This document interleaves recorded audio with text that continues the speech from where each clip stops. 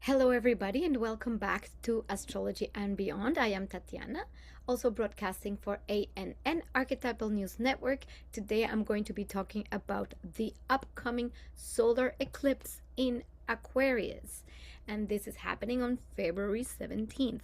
It is a new moon, as all new moons that are closed to the nose would be eclipses.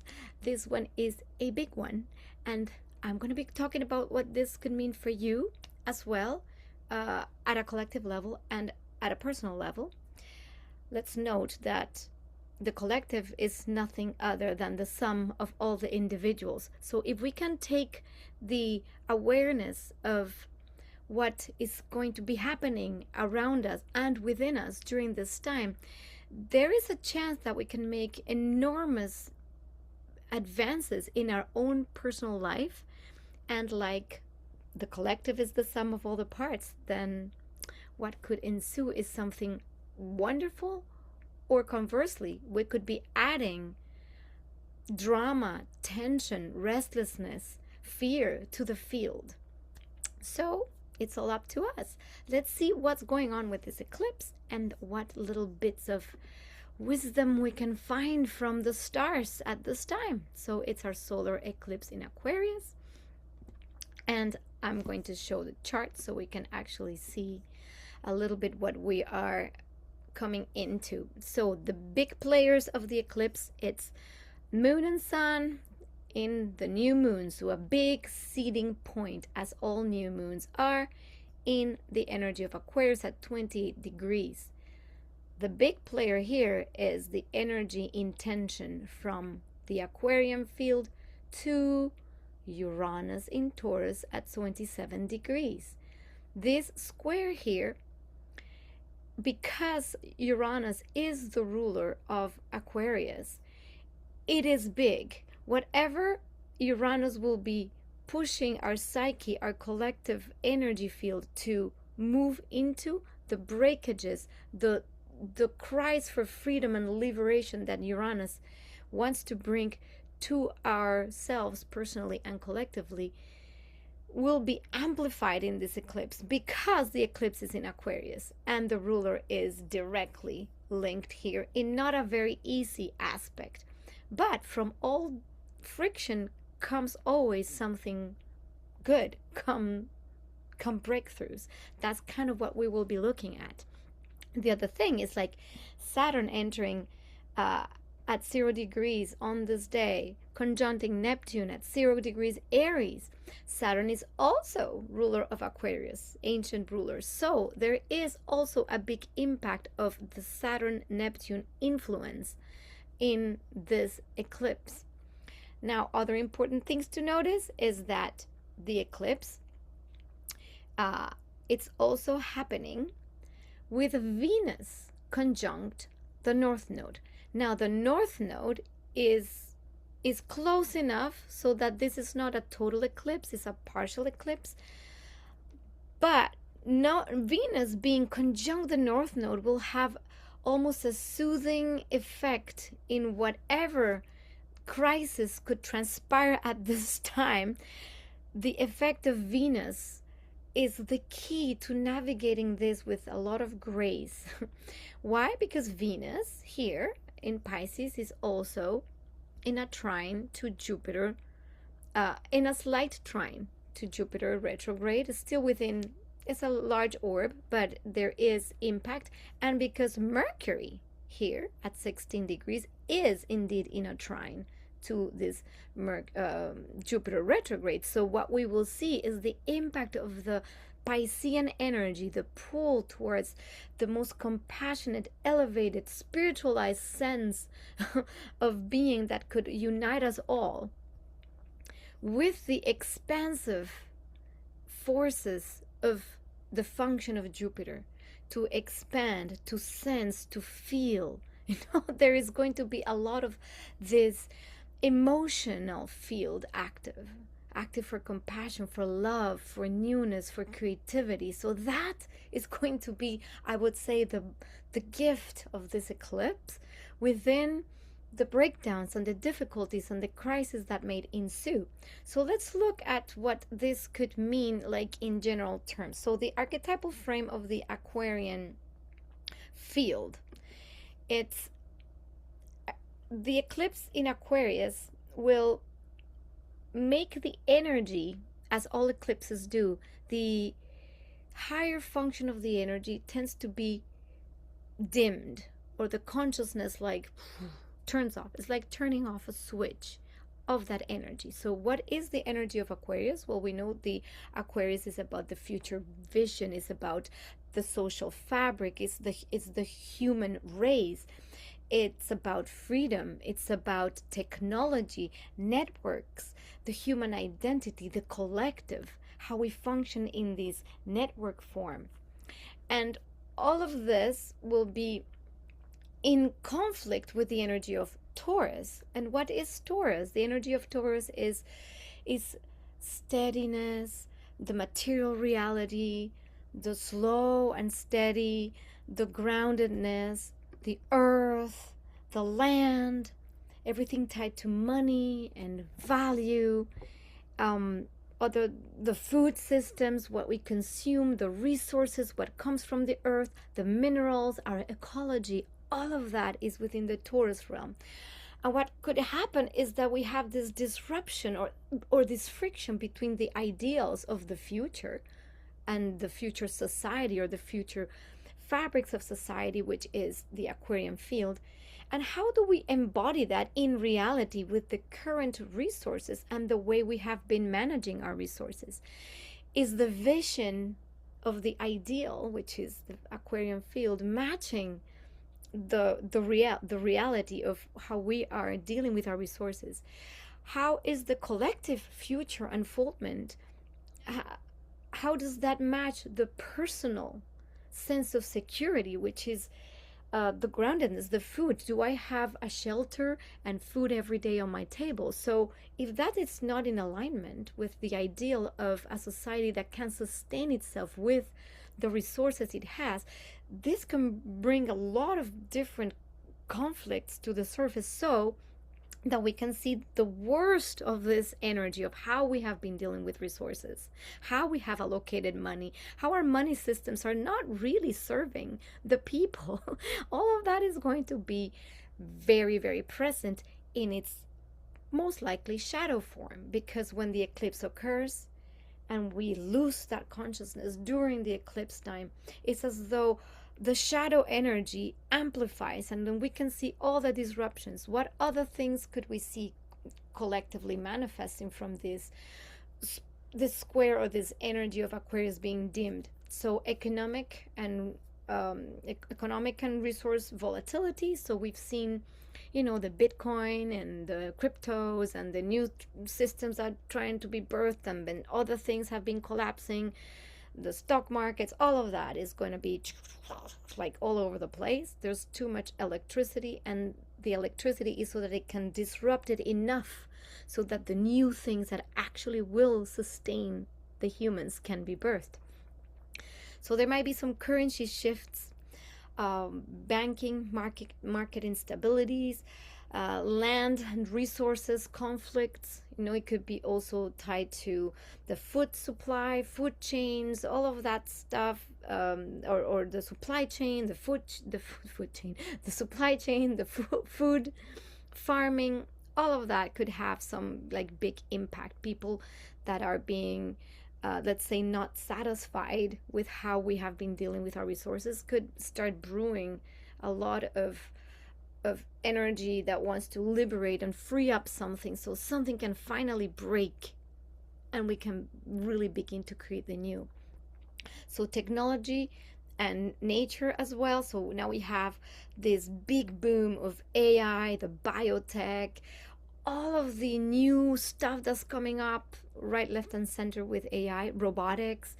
The other day I was actually seeing this video on how humanoid robots are already being really fully displayed as marketable very soon. And even there's price tags, and there's a little dog robot, and how these companies, like it's a bunch of different companies, like from Boston Dynamics to like there's Chinese companies. Like I remember Boston Dynamics because that was like the first one with the little dog that was dancing and stuff. It was kind of cute and fun. But now it's becoming a reality that these robots and these humanoid robots are very capable. They were showing them doing backflips and all kinds of stuff, grabbing things, and obviously they want to be deployed in the workforce, like to replace human labor.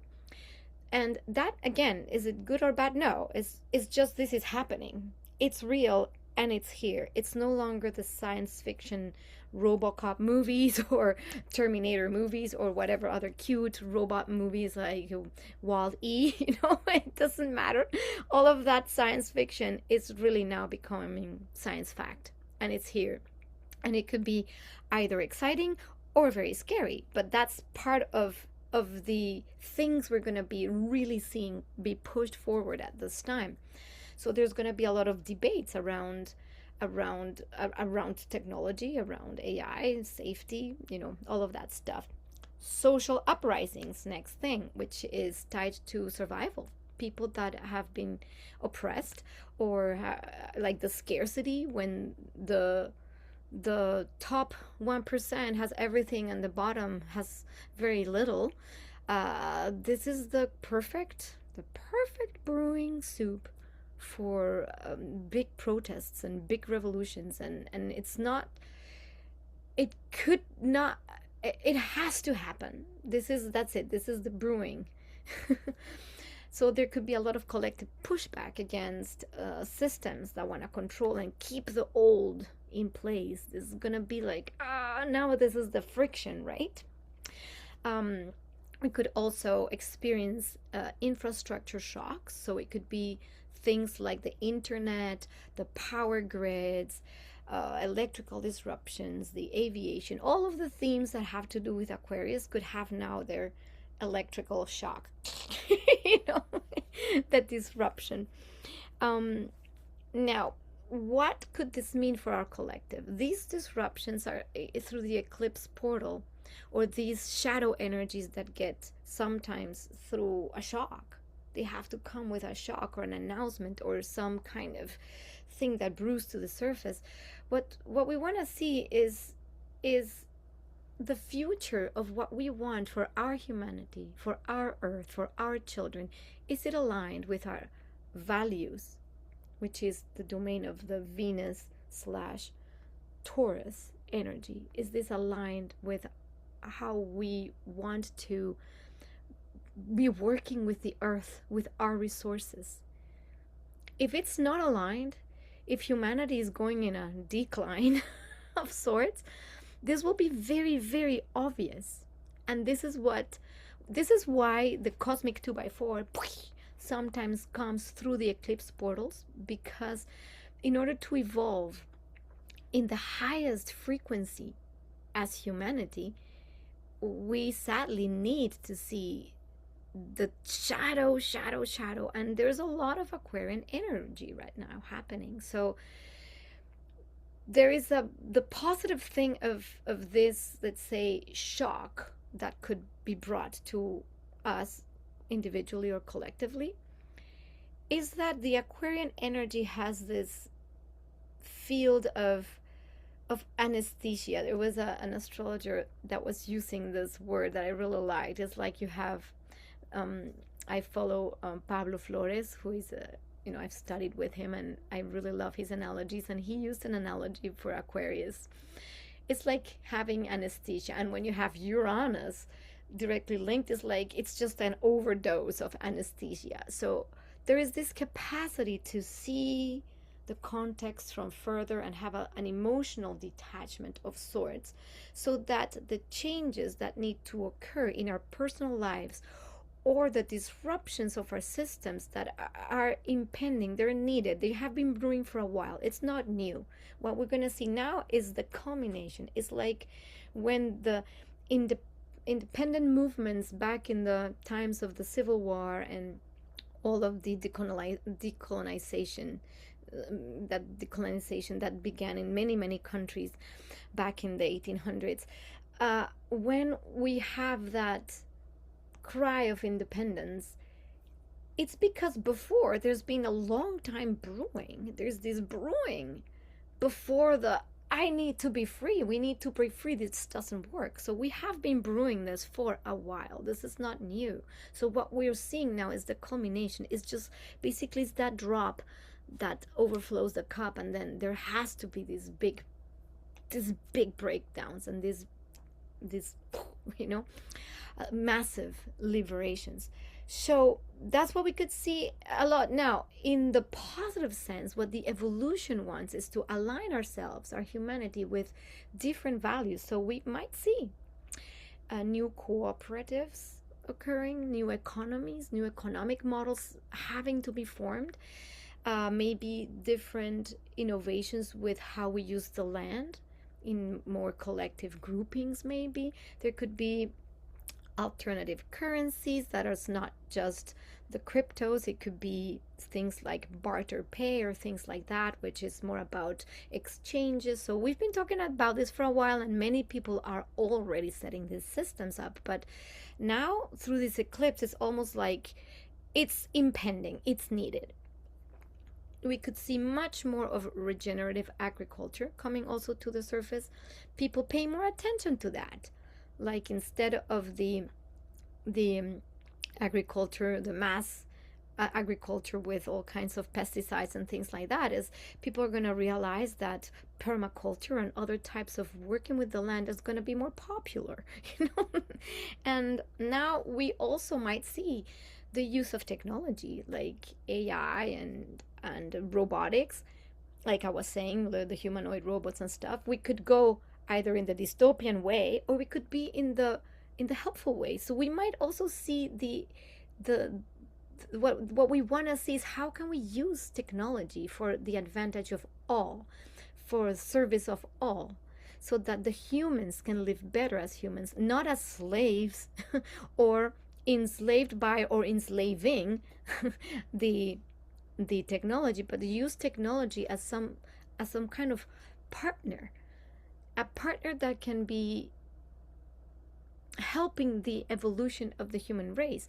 How would have we ever gotten to the moon or sent probes in outer space had there not been this desire to push the envelope and the boundaries of the known and the and the comfort, which is the domain of Taurus. And this is why now we have the square with Uranus in Taurus, going the known, the safety, what feels grounded, what's mine, my resources, all of that seems to be like, no longer, we're gonna break that.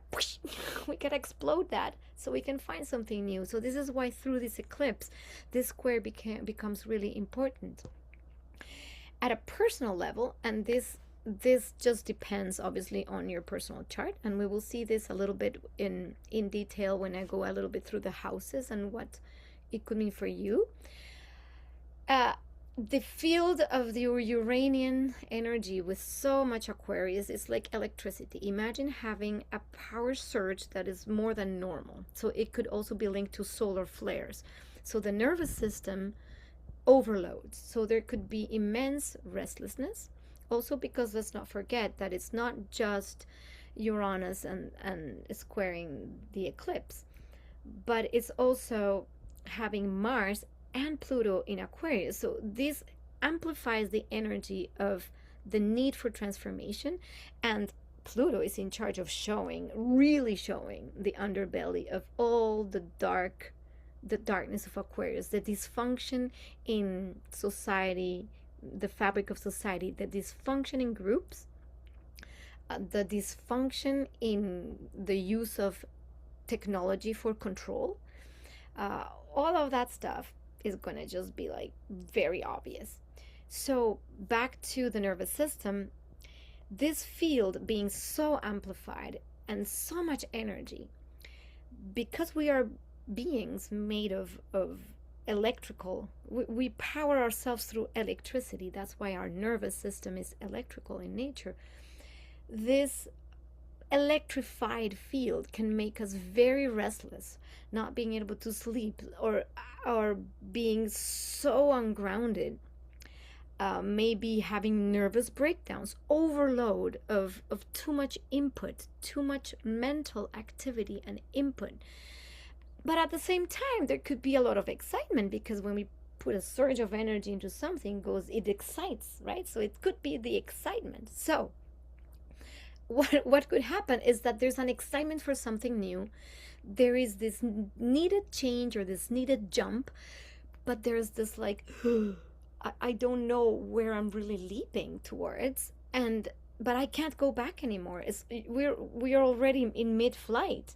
You can't go back. You already leapt. We're in the middle of the void, going, where am I going to land? Because the landing is not quite visible yet. We talked about that with the Neptune Saturn, which is the landing is not quite visible, and we have to have a deep trust that this whole process is for the better.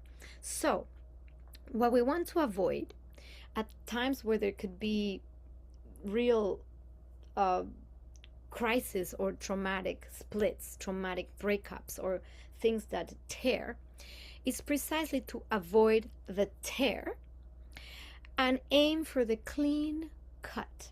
I was having this analogy while I was showering, going like, of course, when we tear something, we just forcefully, brutally rip it apart, and then all these fibers are left like this. We might not rip it through the correct place, right? It's just damaging. And it's damaging to everybody, because it's not just damaging personally, but it could be damaging to the field. Like I said, if we go into that restless energy that just wants to destroy and tear, what happens is we're adding that energy, that nervous energy, into the field. The clean cut is the capacity to slow down the nervous system and see where a cut is actually needed. So we can take a little scissors and calmly but surely cut where it is needed. Now, the separation doesn't need to be violent. You see, so this is the difference between having the consciousness of what needs to be removed from our lives, what this eclipse is wanting to remove. If we have already seen it, we can have this conscious decoupling from it. If we're still caught in the nervousness, then is I have to break free, and then it breaks whatever it is and tears it.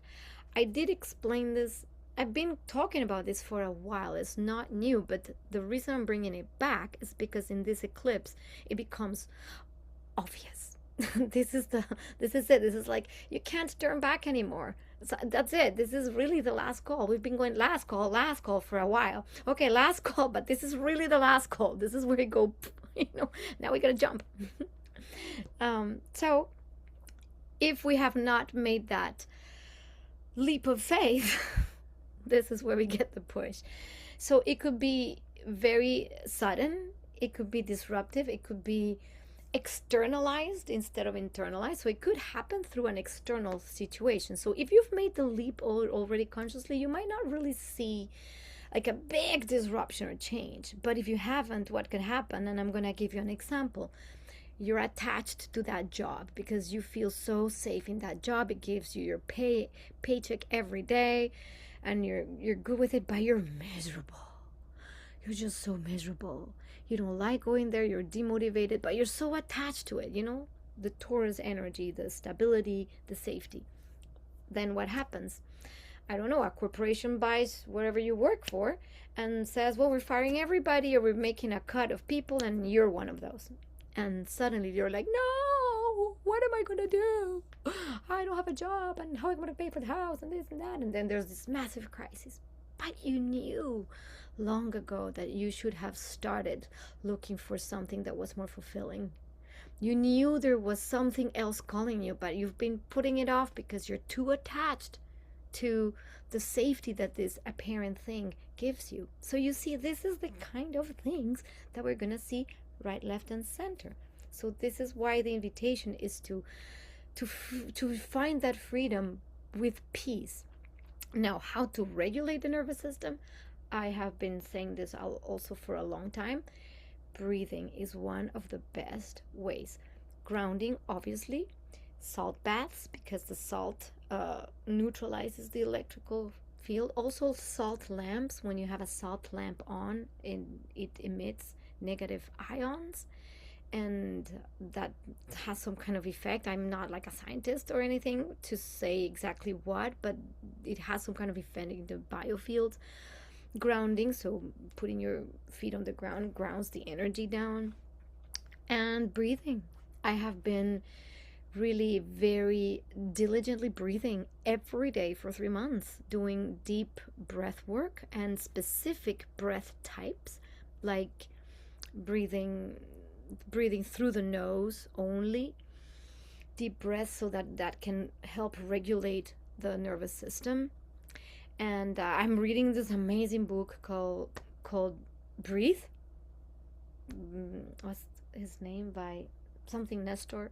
Fantastic. I mean, it's a book that obviously, if you come across it, it's a must read, I would say, for this time, to understand how our breathing impacts everything. If we can regulate our breathing, which is free, you can do it anytime, doesn't cost you anything, and you don't need any particular place to do it. You just need yourself.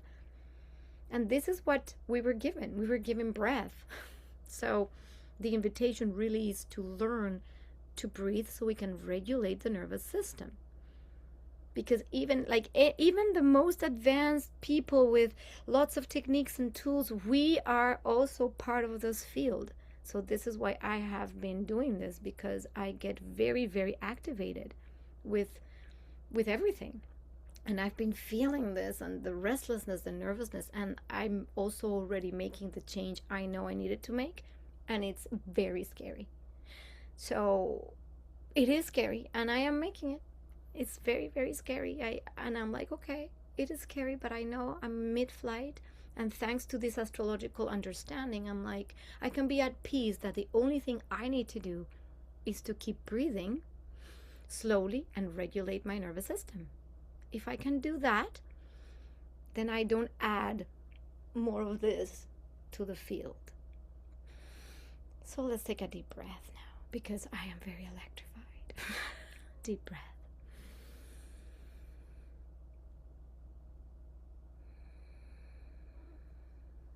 There you go. I'm a little bit more calm. That's better. Now let's continue. So the other important thing is to understand for yourself. Are your values aligned with your future vision of who you want to become? Is your livelihood or what sustains you aligned with your soul, with who you truly and authentically are? Is your community or the people around you or the networks that you're part of a sustainable system for you? Does that sustain you in your joy, in your excitement? Do the connections that you have help you thrive, or do they drain you? And are you free, or are you just comfortable? Those are the questions to ask during this eclipse. So if you ask yourself this, then you cannot lie to yourself anymore. And then moving through this, whatever is being taken away from you, or you decide to clean cut, will make a lot of sense, because then you can actually think about these things and make those decisions yourself. So let's put it back together. To avoid the overload of the shadow coming up, it's that we might have economic shocks, system breakdowns. There could be enormous resistance to change, nervous system overwhelm, and then just sudden breakups or sudden separations. So all of that could create a lot of trauma or crisis. Also, Uranus in evolutionary astrology is linked to trauma. We talk about trauma, but the reason is not because it's bad. It's because usually when we have to cut something free, it leaves a mark. So it's very important to take the time to do the proper grieving process and the proper honoring of whatever is leaving, and the proper gratitude, the giving the gratitude for that thing that was part of you that is no longer, that doesn't serve. When we put gratitude in the field, and this is where Venus is going to be very useful for this, when we put gratitude, suddenly the shift of perspective connects you to something much more higher, much more beautiful. And then the real breakthrough can sustain you over time. So what happens if we use the energy of this eclipse consciously, which is really the evolutionary ask? We can have radical ideas for innovating. Suddenly, the light bulb comes on. We could really get free ourselves from outdated value systems. Like, it's like really setting us free. There could be new models that we start incorporating in our lives of relationships, or forms of cooperating with people that we didn't think of before. That might mean that new people come into our lives, or new opportunities. There could be enormous breakthroughs in how to create more sustainability, some actual real things, like sustainable systems for cleaning the water, for generating more resources. Then we could also have the capacity to anchor new timelines that we have never thought of. But this is why we need to trust that these flashes of insight, especially because Mercury is still in Pisces, and this is where we need to trust literally the downloads, and trusting the insights that come from deeply within. And when those insights come, we can actually affect that and put it and make it real in real life. So this is where we can actually use that energy. So now let's talk a little bit about this. Let's share this. Venus, because Venus conjunct the North Node and kind of in this field of energy, will invite us to really tune into what's really valuable for us spiritually. So this is where we move, instead of from separating, we can see love in other people. We can find ways to surrender control. This is where we're invited. So actually, if we do the Venus thing consciously, we can actually let go and surrender. And when we don't try to figure it out, we trust the field, then what happens is what comes through then moves us into something more ideal. This would be like, we could literally imagine the new system. So if something is dissolving, we can invite what's new. We can literally bring the dream down, because we're open, because we're no longer gripping. And this could be a beautiful time for the renaissance of arts, of music, of new spiritual forms of using art for more connection. And in these regards, this is where I get extremely excited, because I am like literally tonight on the 13th, I'm going to do my first official sound journey. I've been wanting to do this, and I've been practicing instruments all in 432 hertz to regulate the nervous system. And I am collaborating with these amazing musicians called Starchild and the Mystiques. And tonight we're going to be performing and offering a sound journey. And to me, this is precisely how this field brings that dream through the people, through you who are watching. What is your gift? The gift that you want to give, that unites, that helps regulate. That maybe is because you're a great cook, and then you love to bake something, and you give that to someone, to maybe that's in pain. You see, so this is where immense compassion can be brought through. Also the crisis, when people are really stressed out and overwhelmed, and we can be the beacons for sustaining the pain, not taking it on, not being, the carrier of the pain, but being the space holder. What happens is that there's immense heart openings occur. ideas will flood from the other side. This is a time for dreams, for dreaming, for allowing all the new things we never thought possible to really percolate. But the only way to do that is when we're calm. If we're in this state, nothing can percolate because we would be in fight or flight. So the higher function of our brains is shut down. We can't think. There's no creative possibility when our brain is in fight or flight.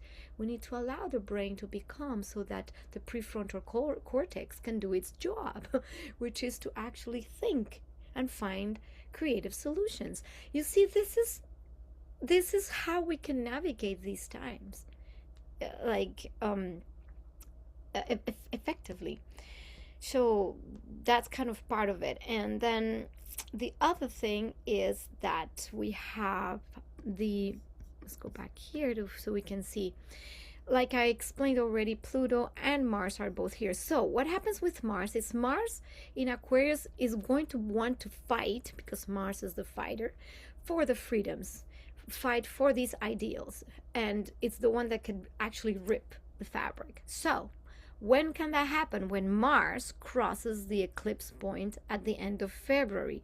So if the tension is really strong at this time, the desire from the sun, which is the identity to liberate, is too strong, but it's not channeled properly, then the rip comes at the end of February, when Mars crosses the eclipse point and activates that again, and then we're taking to the streets to rip off whatever, but without proper direction, the energy of revolution does nothing.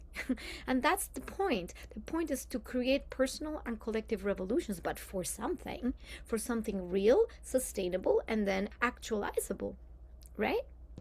So this is basically it. And we will see with Pluto really the ugly part of surveillance, using technology to survey and control. We will see the AI governance. We can see the collective, the attempt to control collective resources.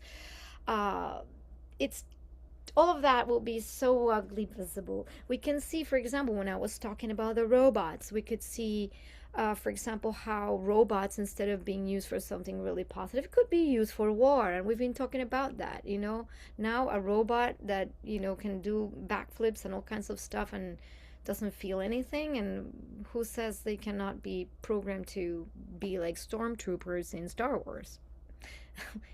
Yeah, right. It's kind of obvious. It's there. And if there's not a proper consciousness regulating all this, then so it is about the responsible use of technology. This is exactly it. It's not to reject AI. It's not to reject technology. On the contrary, it's to use it smartly.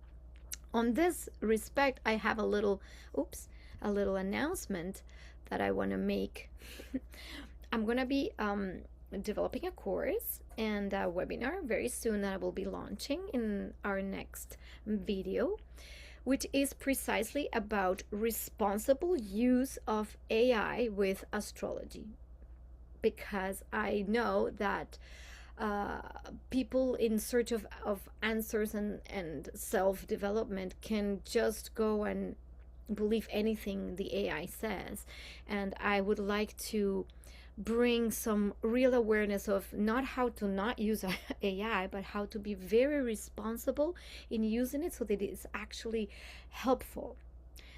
So stay tuned for that. I will be posting that very, very soon, and hopefully you'll be joining me, Okay, back to us. Last thing. So we talked about the Pluto and the Mars mobilizing to action. We talked about Venus and the field. Now, the Jupiterian field could feel as the memory field of who we are. Jupiter will expand, but it's retrograde, so it's almost like a memory. It's like we could remember even what we were as ancient humans. I don't know if this makes sense, but this connection to Pisces is also bringing us back to some ancient wisdom. It's also the ancient wisdom of the feminine. And I know this is interesting because Venus, North Node, Jupiter just amplifies the wisdom of the feminine, the wisdom of the mother, the great mother, the wisdom of the elements, the wisdom of earth. And we all have access to it in our feminine side. And very interesting, it's like, again, me personally, what I'm doing is really trying to embody that feminine field, because this Venus, little secret, is exactly trying my natal Venus in Scorpio. So it's like everything is so on point for me to be talking about this and to be encouraging you to get in touch with the emotional field, the contention field, the field of the feminine, instead of the field of the mind. So we go a little bit more into the body and feel the emotions and are able to contain them with love and care for another. Wow, what a different expression of this energy of the eclipse we could have. Now, why? Because now let's talk Saturn Neptune. We talked extensively about this because this, if the eclipse in Aquarius needs to break something free, the conjunction of Neptune and Saturn in Aries wants to rebuild this new thing. Like whatever is being left behind, it wants to bring the dream to the reality and make it actualizable, make it aligned. So everything is just perfectly brewing this new earth, or this new pathway. Like everything, except Saturn and Neptune can have their shadow sides, which is then the hopelessness, the pointlessness, the spiritual bypassing, maybe getting lost in the hopelessness of being separated from all that is, and then not doing anything because why bother? That could be in the field. But if we get into the excitement field, into the higher octaves, then we can actually bring the dream down. So the other important things is like the 0 degree really matters because it really resets. It's like a reset of humanity. It's a humanity reset. It's really like okay, we're gonna reset all we knew about how we were, the trajectory we were going, and how can we just rebalance this to something that we will actually save our humanity. But because we have free will, and I said it before, the collective is none other than the sum of the individual parts. And this is where Saturn and Neptune will keep asking, are you aware that you are responsible for everything you're putting out in the field and you're creating? So we have no more excuse to say it's the collective, it's the systems, it's out there, it's the economy, it's out there, it's the pointing finger outside. We will have no more excuse with this energy. We have to take our planet into our own hands, and our lives into our own hands, and what we want to build into our own hands. This just means that. So we could be having multiple things happen, like ideological restructurings of all kinds, maybe new spiritual movements that are no longer rooted in the old guru like or bypassy like new agey things, but more grounded into real compassion and real action. It will be collapsing and popping all kinds of false spirituality or false illusions or false systems, so that we can have new collective visions that are really more rooted in the higher octaves of Aquarius, which is the true synarchy, where each human, which each individual is connected to their heart, is deeply connected to their joy, and their joy amplifies the field, and each individual piece is really part of a collective whole while retaining their individuality.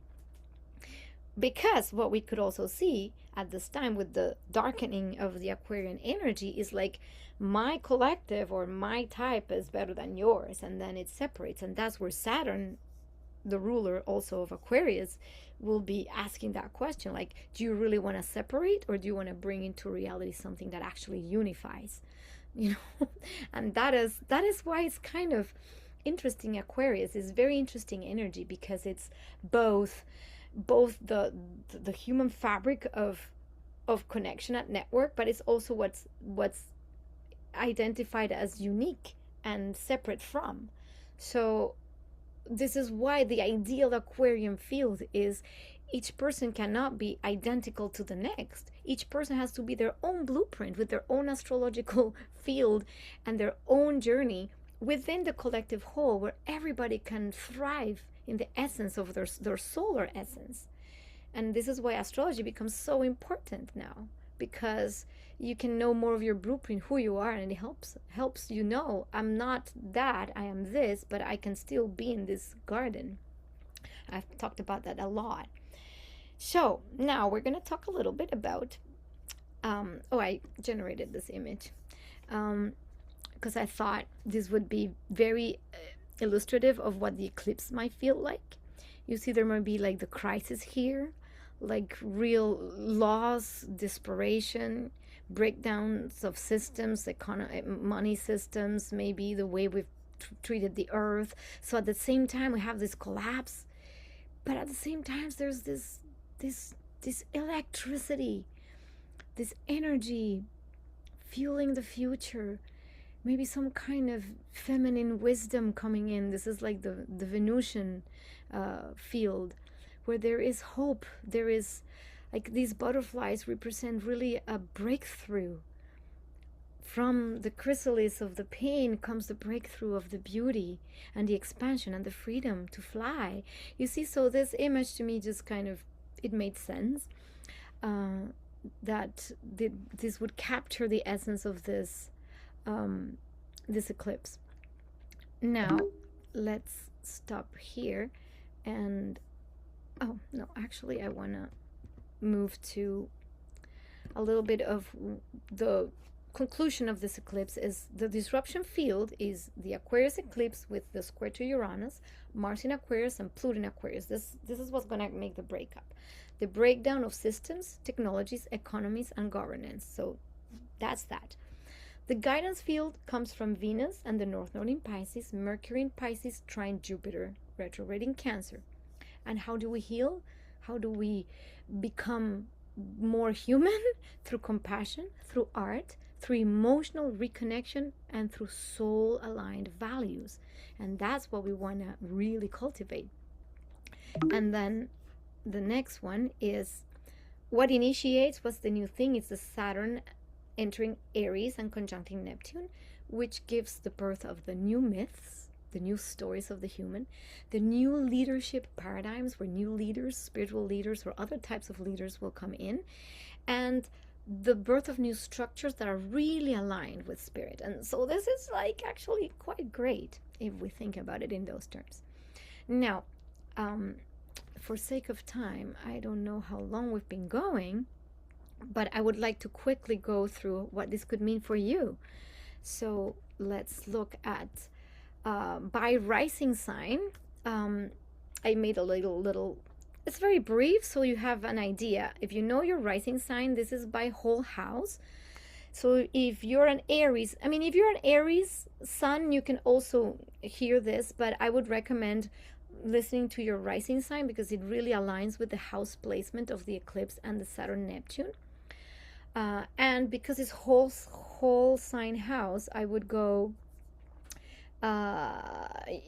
depending on what system you use, you might be wanting to listen to the rising sign before and after because it might resonate differently. So let's remember one thing: not everybody gets impacted the same way through eclipses, right? This eclipse will mostly impact really strongly people that have any placements of planets or angles at the end degrees of the fixed signs: Taurus, Aquarius, Leo, and Scorpio. So if you have any planets or points at the end degrees, also the beginning degrees of the mutable signs: Sagittarius, Virgo, Pisces, and Gemini, because this field of energy will activate you more than others. Now, because it's Aquarius, I feel the field will activate everyone. Everyone's going to be impacted. And our responsibility is to keep our nervous system clear, clean, centered, so we can help. Now, for Aries rising, let's go. This eclipse happens in the 11th house, which is the house of communities, alliances, and visions.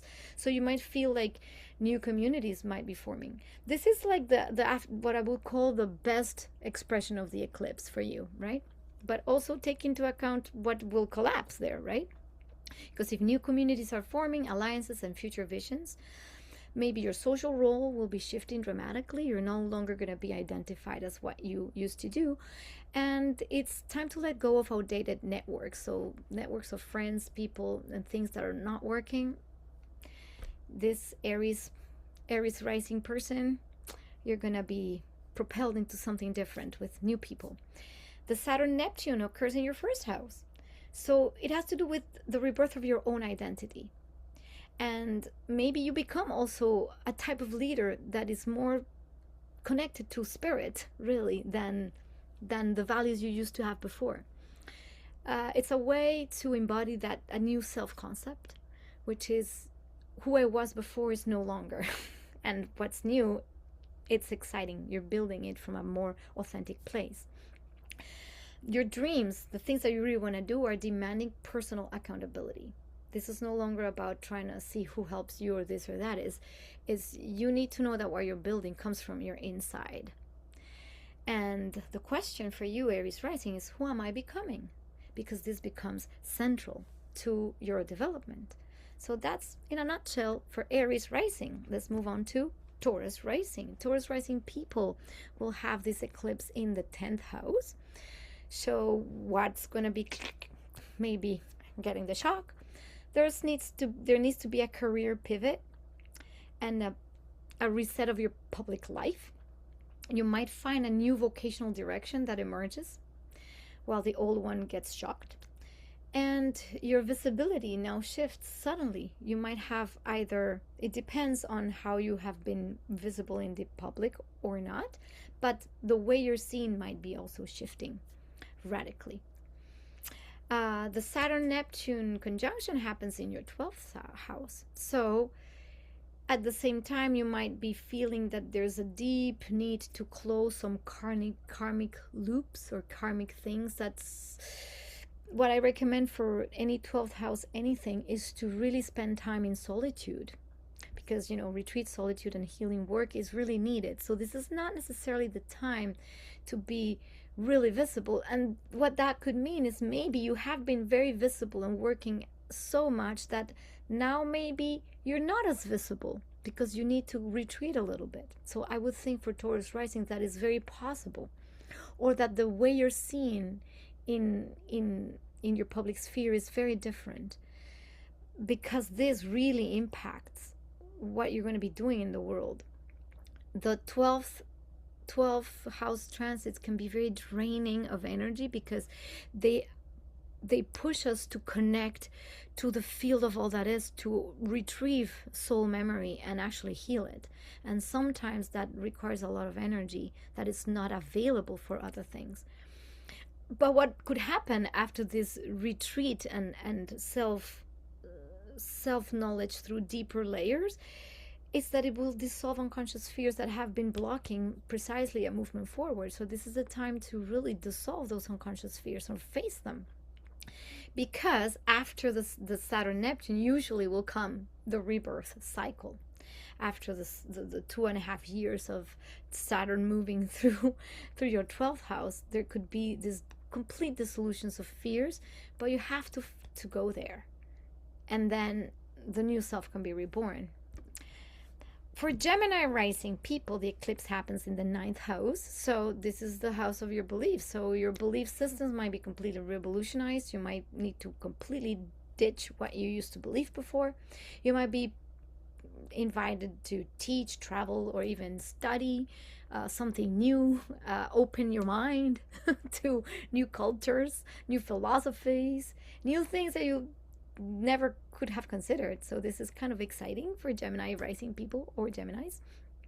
For the Saturn-Neptune happens in the 11th house. So again, you might be invited to travel and meet new communities or a new place of living that is in another country, or speak another language, or connect with people from other parts of the world, creating a new community or a new set of friends or people that you never thought you would encounter. And maybe have some friendships that are more based on true spiritual alignment and your new values or your new belief systems. And you might be maybe wanting to get together with visionary like groups, or that have ideas to do really big things in the collective. So get together with people that have a mission, a mission that is of a grandiose mission for a better humanity. And there could be a seeding point of a long-term humanitarian leadership. This is where you might say, hey, I'm ready to step up in some kind of role that can help the collective or collective groupings, associations. So there you go, Gemini rising. This is your time to expand in that sense. Okay, Cancer rising. This eclipse happens in your 8th house. And the 8th house we know is as tricky as the 12th house, because it's the house of shared resources. It's the house of merging, of bonding. Is the house where we deal with trauma and the trauma bonding, the codependency, all of that. But it's also the house of intimacy and sharing.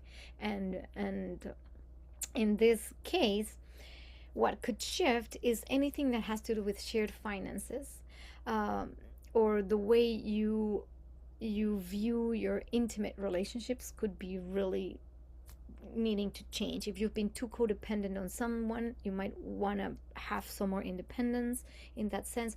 Or if conversely you've been very detached and your intimacy is not working, you might want to come closer to find more meaningful ways of being intimate. It's like a psychological rebirth process, because you're going to have to look more deeply at really early pain points in your life to get rid of the blockages that have maybe created blockages around intimacy and connection, like deep intimacy, whether it is sexual or emotional. This will be part of your liberation field.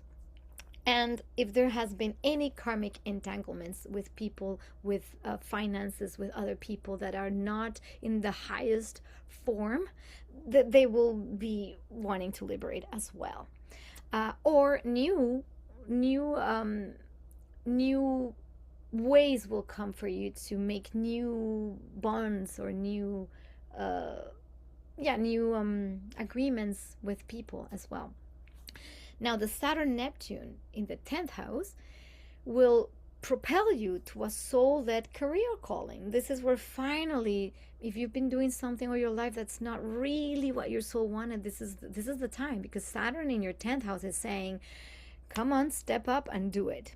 And no one's going to help you, because Saturn works solo, in the sense, not solo as in you can't have other people around you, but you have the one to be courageous enough to step up and go for what you really truly would love to offer the world. So the public role becomes spiritualized. So maybe you are being called to be some kind of spiritual leader, not in the traditional form, but maybe what you do in your life has a more spiritual component. So that could be part of this. The leadership will come more through compassion. So if you were someone or are someone that's used to like be a little cutthroat and efficient or whatever, it depends on how you are, how the rest of your chart is, you might find that the best way to lead is really through the heart.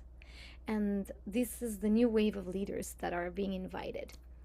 And this is finally where you can manifest your dream vocation, that thing that you've wanted to do forever. It has its opportunity now. You just have to step into it courageously.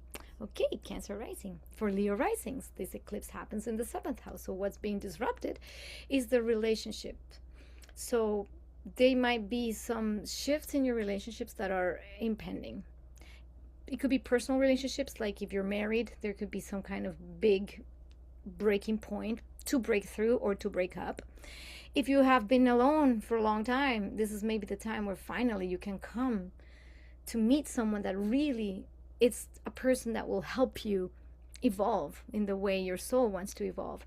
So again, relationships, also contracts or things with people that you've had any kind of contract could either break, dissolve, or new contracts can be formed. There could be fated meetings and endings. This is just what needs to happen. So please, Leo risings, if you've been seeing this one come, please cut it clean and nice and peaceful. And this is where we redefine the partnership agreements.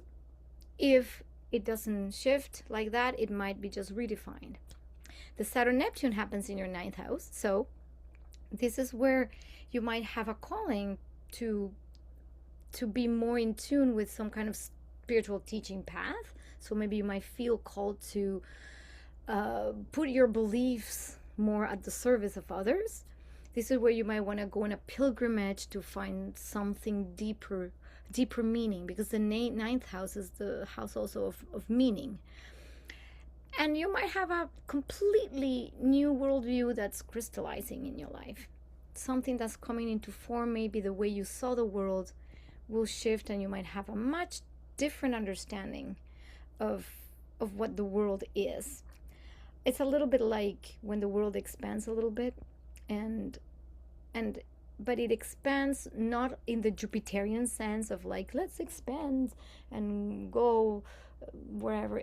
We're talking Saturn and Neptune, which is more like, it's around the beliefs. It's around you finding the core philosophy that will drive the rest of your life. Well, not the rest, but at least the next big cycle of your life. And this is where you can embody wisdom with authority, because Saturn becomes the authority. This is why when Saturn is here, that's when we could embody the teacher, because Saturn is the wise teacher as well. Saturn has this capacity of seeding something that is long term. So this is where you could be crystallizing that. So good for you, Leo risings. So Virgo rising, this eclipse happens in the 6th house. This is where the house of work, health, and everyday routine. So with Uranus being the ruler of this eclipse, there could be disruptions in any of that, your work, your health, your everyday life. It could go a little bit haywire. But what wants to happen is that you first could find a new way of being of service that is different from what you've done before. Sometimes service as servitude is not the same as service because it comes from the heart. It's not obliged. So what happens is you could be somatizing the stress could be somatized, and then you have to pay attention more to your health. Also, something that could be part of this is like technology might be adopted at your workplace or in your everyday life. Like there's something about either technological breakthroughs, but like technological adoptions in your daily life that could improve something having to do with either your public life or your personal life. And there could also be a need to review how you are dealing with your health and precisely your nervous system. Are you regulating your nervous system? Now, Saturn and Neptune, the 8th house, like any transits there, this is where we gotta go deep in the shadow healing. And because Saturn is Saturn, it requires the mastery and the solo work, the solo journey. Is the courage to go there and have the discipline to actually look at the shadow and what's still not integrated. Because what can happen after this is that we will finally integrate maybe some long seated trauma that's been there since the beginning, from our family, from our childhood, and finally this gets the integration to move forward. And this is also where we could be shifting the different financial merging structures. This is where we either detach from something that is no longer serving. If we've been too demanding of others, this is where we have to pay back or give back. If we've been giving too much, this is where we say, ooh, stop, and then reclaim yourself. It could be financially, but also intimately. When there's codependent relationships, that can happen too. This is where we can say, no more of this. Or conversely, if we've been way too away, what can happen is this opens up the possibility to come into a different type of intimacy that is rooted in real connection, which requires deep and real vulnerability. So this is a time for seeding a true mystical union in intimacy with others. Libra rising, the eclipse happens in your 5th house, so there's going to be a big revolution in your creativity. So there could be massive breakthroughs in creative ignition, maybe some romantic awakenings. If you are single, this is where you could have new prospects coming into your life. Artistic risk taking, this is where you gotta step into something maybe different. If you're an artist, this is the time to explore something new, maybe new techniques, new stuff, because what we're leaving behind, what's like breaking, it's really not serving you. So what's exciting is, what do you find exciting to create now that is different? This could also have to do with fertility or children related themes. If you have children, your children can there could be a new type of relationship developing with your children, or some kind of breakthrough regarding your children, or even having children as a possibility of a new birth. Something new is birthing, literally, with the 5th house. With Saturn Neptune in the 7th house, we can have the time to actually find relationships or partnerships that are very sacred, very soul aligned. So this is where we can actually meet people that are finally going to be let's say the right people, or the right agreements for our soul development. And this is where we need to dissolve, with Neptune, the illusions in relationships. If you've been in a relationship that has been more of a veneer relationship, you will see the truth, and it can be very disappointing, but only to bring the reality of what you really want in a partnership. And this is where, for Libra rising people, it's very much about your own invitation of life, which is the Libra rising, is the partnership and the harmony. So this is why illusions need to be completely dismantled, so something new can birth. And this is where you can also be committed to a spiritual path in partnership, where you can find common values with someone that finally is really aligned with who you are deeply in your own, let's say, spiritual development. And this is where we could find the long-term unions. When Saturn moves to your 7th house, this could be where marriages or unions have been like not good. This is where they become really but when there hasn't been a commitment, and this is a wonderful transit to stabilize and to finally say this is the right thing with the right person. And this is very beautiful, because Libra risings, if you are really letting go of people that are really not ideal for your soul growth, trust that this new process will bring you what's absolutely perfect for you. You see, this is part of the field. Scorpio rising, the eclipse happens in the 4th house. This is going to have some major disruption in your home, your land, your roots, your family. There could be very big disruptions there. You might need to relocate, or go to another community or a different place, a different house. This is where suddenly something destabilizes your field. Or it could also mean that there's a deep ancestral healing needed. So something disrupts something in your family, and you have to look at those roots and release some ancestral patterns from your family. So this is a good time to actually release that. So Saturn Neptune in the 6th house will put you more in touch with the path that you can really be devoted to, something that you can really work for, because 6th house is kind of the sacrificial house. But again, we say sacrifice is not sacrifice. Service is service when it comes from love and from devotion. So you might find a new excitement in some way of doing your daily work that really is a service to the whole, but in a way that it excites you every day, because this is the everyday.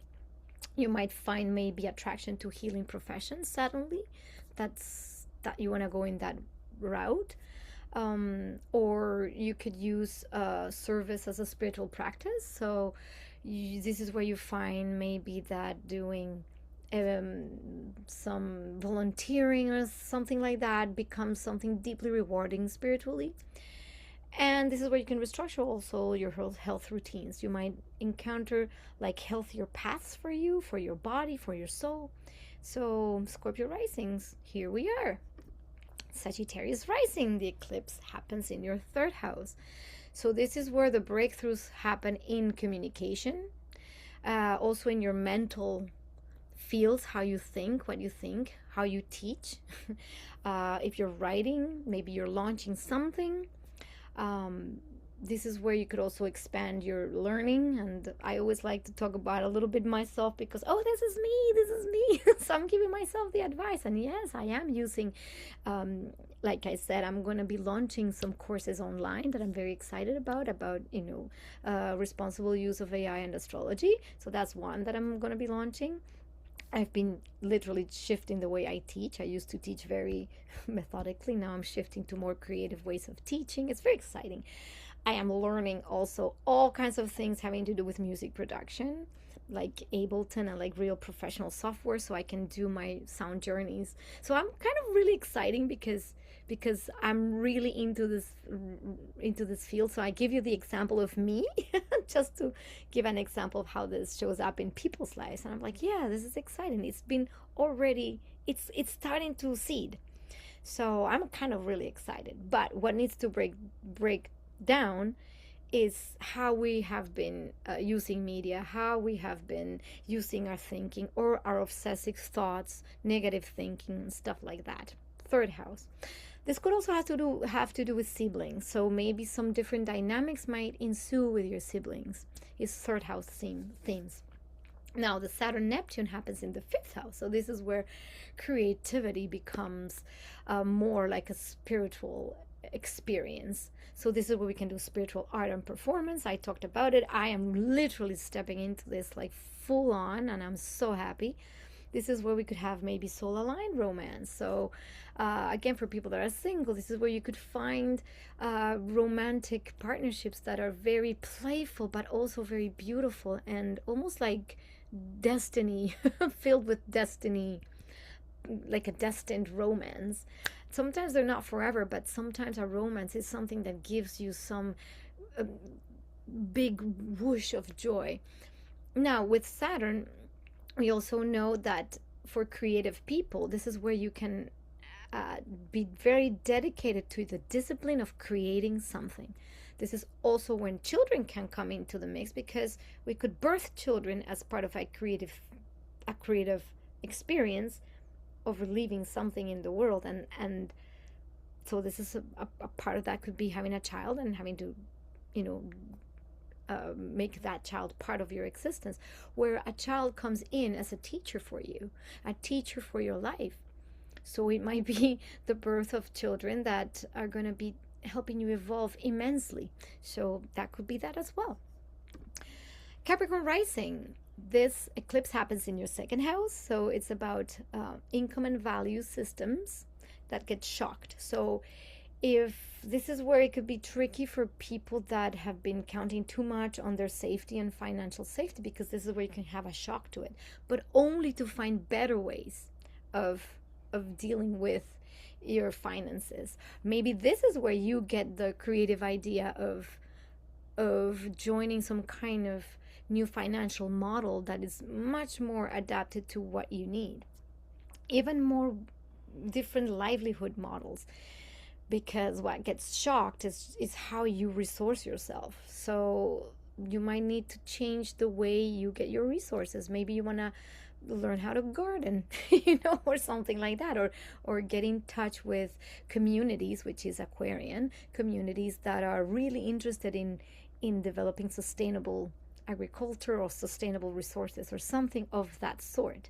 The Saturn Neptune happens in your fourth house. So this is where your dream home vision starts to manifest.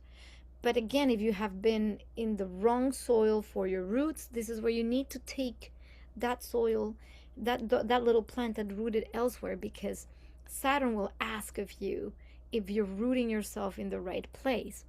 So if you're building your dream home or your dream space, or where you feel really solid in yourself, this is the time to do it. This is where we could have like some kind of land or community karma coming, because Saturn rules over karma, and this could be a time where you might need to repair some karmic dues with the land you're on, or lands, or certain communities. This is also where family ancestral healing can happen, because we're going to have to look at that deeply. How is our root? Have we reconnected or disconnected from our root, and what is there still to be integrated? Because if we can do that, this is where we can build real sacred foundations for our own families to grow, for our own roots, where we stabilize a home, so then we can feel stable. Because the thing with the second house and the fourth house is like, if we're not stable within, and with how we're resourced and how we're grounded, then this could be very, very difficult. So we need to think about that. How are we setting deep roots? And first and foremost, roots within, the safety within. This is very specific for Capricorn risings, is how do I first cultivate the safety within, so that whatever comes to me, I'm not like thinking in lack terms. Aquarius rising. So this is big, because this is part of your big kaboom moment. The eclipse happens in your first house, so this is an identity reset. This is where a new life direction might just like take you like lightning, and it just go pff, and you might free yourself up from your old identity, or from what you believed you were, or you were meant to do or be. Suddenly you just might feel this liberation, like it's a personal liberation. Maybe also you might want to change something in the way you look. This is where we get the big makeover. The Saturn Neptune in the third house will activate your spiritual voice. This is also where you could become a teacher, write something, or where speaking becomes like a destiny point. This is where you could also be learning, like taking some courses, not necessarily the big university studies, but courses of this and that. You might be also learning something like nonviolent communication or conscious communication styles. This is very typical of those Saturn transits.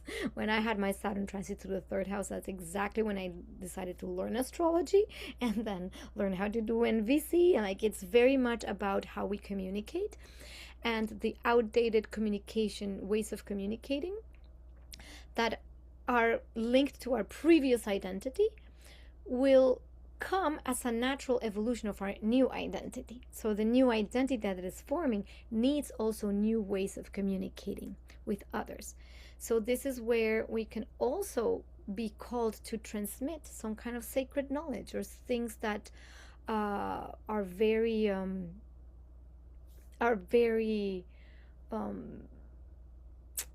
like spiritual in nature, but not necessarily I'm gonna use the word spiritual as a little bit in the new agey term, but more like in a grounded way, where the knowledge of how to care for earth, for others, is available, and you have that in you, and you have the resource to speak your voice as an authority. Saturn.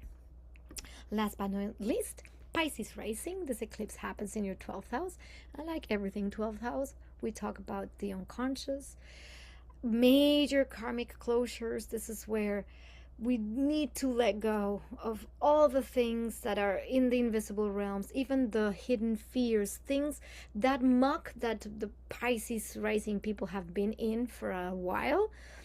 This is where it's very important to find those times of retreat and healing and solitude, because this is where new breakthroughs in our psyche can occur.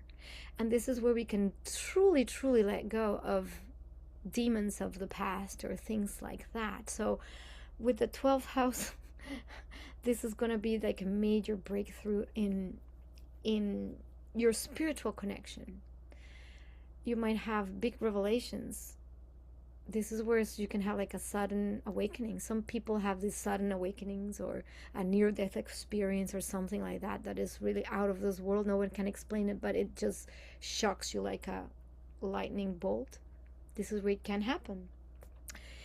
And the Saturn-Neptune conjunction happens in the second house. So this is where you can actually begin to monetize your soul gifts. If you have something to offer, which is typical of the second house, that's where your value lies.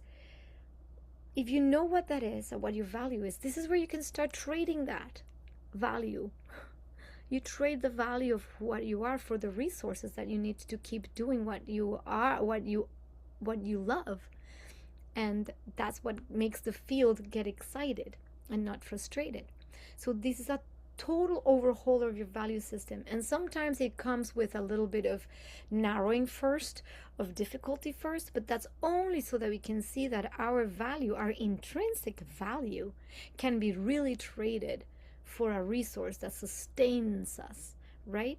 So we have to have, so Pisces risings, please have faith in the material support that is coming, because it is coming, because you are a divine being who is here to finally bring your gifts, and that will resource you. You have to be connected to who you truly are and what you really love to do and what you really value. If you're not connected to what you really truly value, this could be very difficult. So this is the invitation. All right, this was long, but I think it was really important to give you this whole rundown of the eclipse and a little bit of the horoscopes for each rising sign, so you know a little bit where it lands. Think about it, reflect about this eclipse before you jump into whatever. Make sure to take time to reset your nervous system. During the eclipse, avoid any rituals or things that open up your energy too much, because that's like having a dam release a lot of water and you're like in the middle of it. So wait until the eclipse passes to integrate whatever breakthroughs you've had. And seed your intentions. Just seed your intentions from within, with the reflection of all that I have presented here. And if you like this video, please feel free to share it, subscribe, tap the bell, make comments. I'll read your comments, and I'm really happy to be building this astrological community with you all. So thank you for still being here, and if you made it to the end, thank you. This is a lot, but I hope this helped you. I love you, and I'll see you in the next video.